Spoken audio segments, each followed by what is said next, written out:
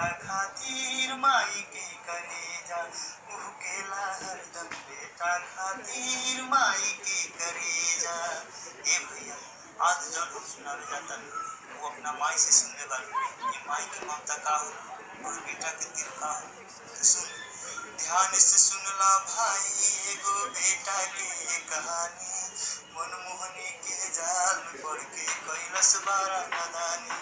भैया, जब कोई कोठा के लड़की से जब कोई लड़का के प्यार हो गई तब का सद रखल। तो सुन, हमसे कितना प्यार करेला शादी भी कह के देखाव, डाढ़ करे जा माई के हमारा खातिर ले आव। लड़का कहलस बस इतना छोटा सवाल।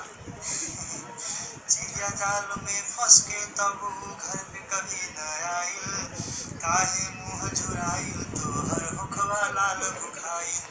अब तो माई की ममता देखी, वो माई थाली में खाना परोस कोई लड़का के इंतजार में बाड़ी में बैठल बाड़ी और कहने का बाबू इन्हें उन्हें के घूमल छोरा अपन देह सहेजा, इन्हें उन्हें के घूमल छोरा अपन देह सहेजा, उहकेला हरदम बेटा खातिर माई के करेजा, धड़केला हरदम बेटा खातिर माई के करेजा।